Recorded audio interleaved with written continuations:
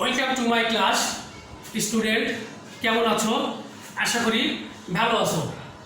আজ আমরা করব ক্লাস 9-10 এর সাবজেক্ট ম্যাথ এক্সারসাইজ 11.1 লেকচার 13। এর আগে আমরা 11 নম্বর পর্যন্ত অঙ্ক করে দিয়েছি, 12 নম্বর অঙ্ক হোমওয়ার্ক দিয়েছিলাম। এখন আমরা করব 13 নম্বর অঙ্ক। শিক্ষার্থীরা তোমরা দেখো দেওয়া আছে যে a square plus b square divided by b square plus c square is equal to a plus b whole square divided by b plus c whole square হলে দেখাও যে a b c ক্রমিক সমানুপাতি। তাহলে ক্রমিক সমানুপাতি এর আগে তোমরা লক্ষ্য করছো যে প্রথম দিকের অঙ্কগুলি যখন করে এসেছি, যখন বলেছে a b c ক্রমিক সমানুপাতি, তখন a is to b is equal to b is to c আছে। এটাকে যদি আমরা লিখি a by b b by c, a by b is equal to b by c। এখন যদি আড়াআড়ি গুণ করি তাহলে b square is equal to কত? ac। তাহলে এই b square is equal to ac আমরা abc ক্রমিক সমানুপাতি হলে এটা লিখতে পারি। আবার যদি কোথাও এটা প্রমাণ করতে পারি তাহলে সেটার থেকে আমরা ওই ডিসিশনটা নিতে পারবো যে abc ক্রমিক সমানুপাতি। তাহলে এই অঙ্ক করতে করতে যদি লাস্টের লাইনে আমরা এটা পেয়ে যাই তাহলে আমরা বলে ফেলবো যে সিদ্ধান্ত নিতে পারবো যে abc ক্রমিক সমানুপাতি। দেখো তাহলে আমরা লিখব দেওয়া আছে, দেখো আমরা লিখব অঙ্কটা দিয়ে শুরু করব। দেওয়া আছে এটা।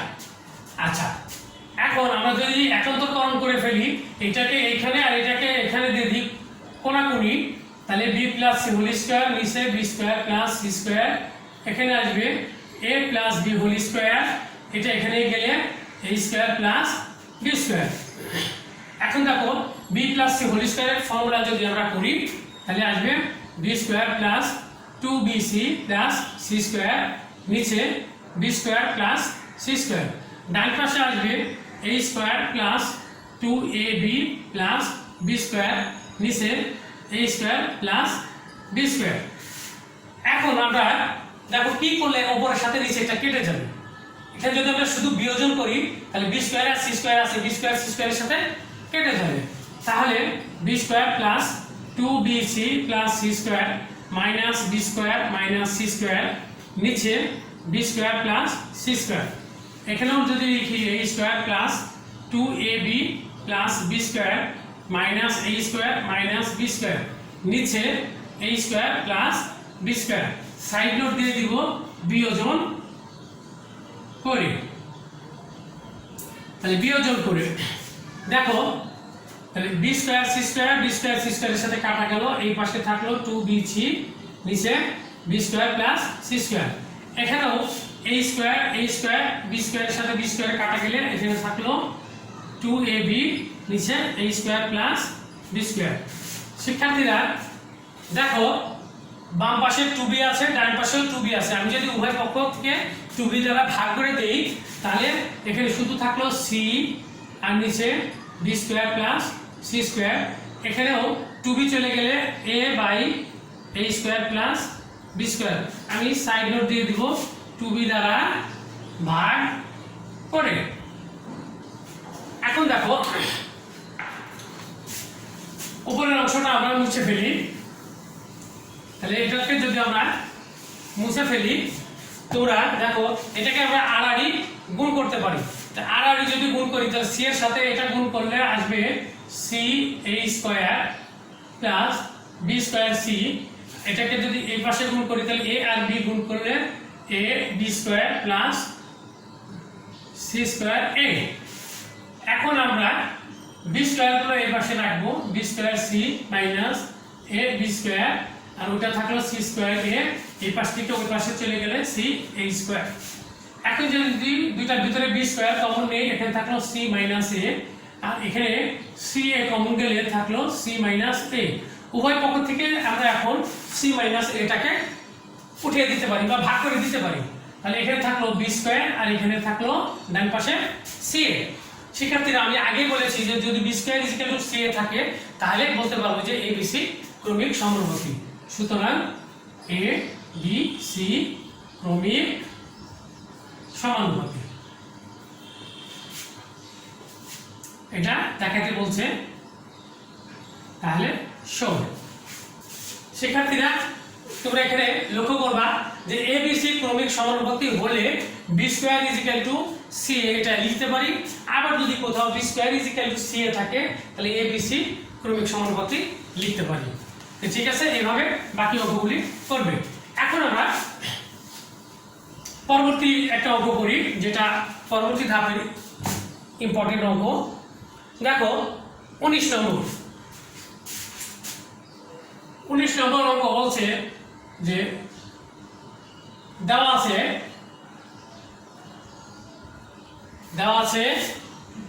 Lx is equal to My is equal to Lz।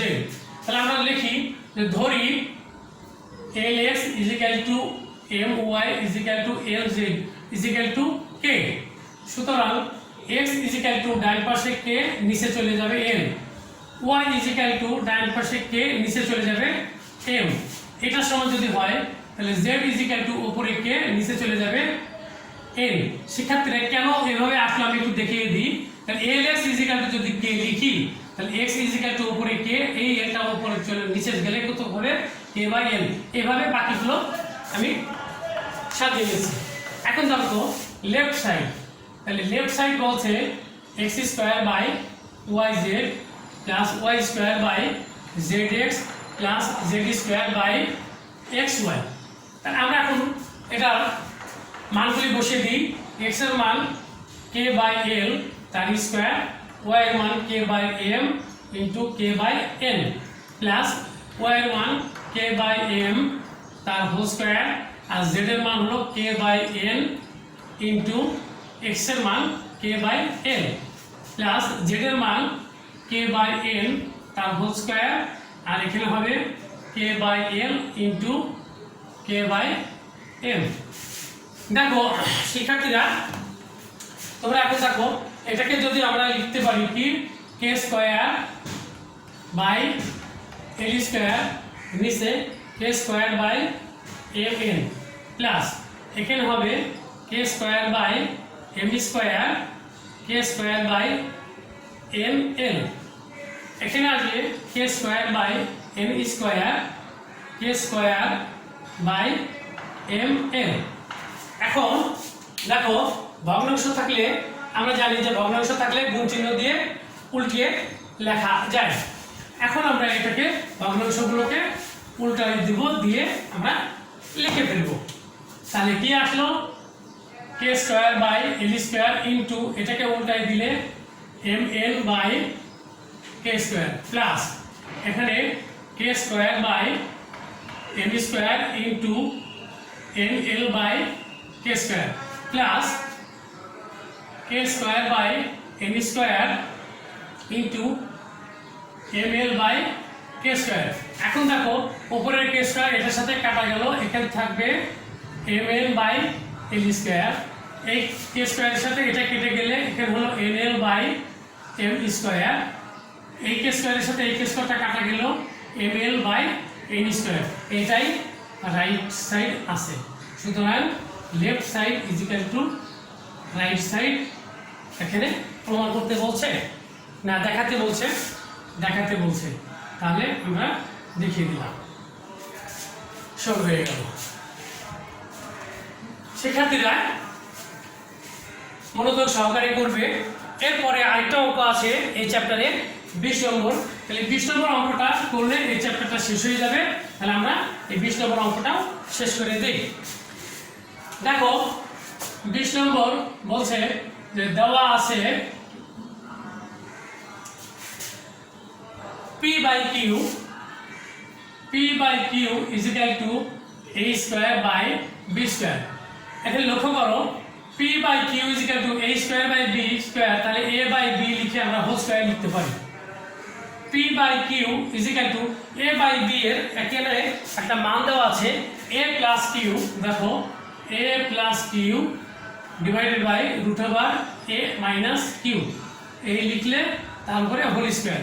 আমরা সাইড নোট দিয়ে দিব, যেহেতু a by b is equal to root over a plus q root over a minus q। এখন দেখো পি বাই কিউ ডান পাশে ই স্কোয়ার আর root যদি কেটে যায় তাহলে এ প্লাস কিউ নিচে এ মাইনাস কিউ থাকে। এখন যদি এটাকে আমরা উভয় পক্ষকে যোজন বিয়োজন করি তাহলে কি ঘটে, পি প্লাস কিউ নিচে পি মাইনাস কিউ, ডান পাশে হবে এ প্লাস কিউ প্লাস এ মাইনাস কিউ।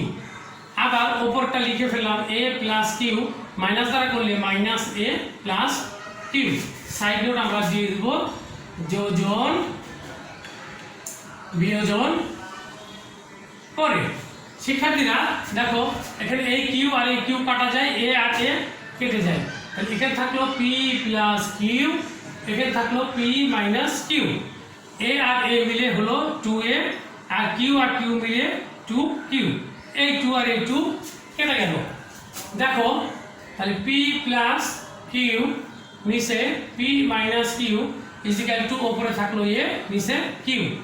তাহলে এখান থেকে আমরা পরবর্তী লাইনটা লিখতে পারি দুইটার ভিতরে যদি আমরা একান্তরকরণ করে দিই তাহলে পি প্লাস কিউ এর নিচে চলে আসবে এ আর এই পি মাইনাস কিউটা উপরে চলে যাবে, তাহলে এটা হলো কিউ আর এটার নাম হলো একান্তরকরণ করে।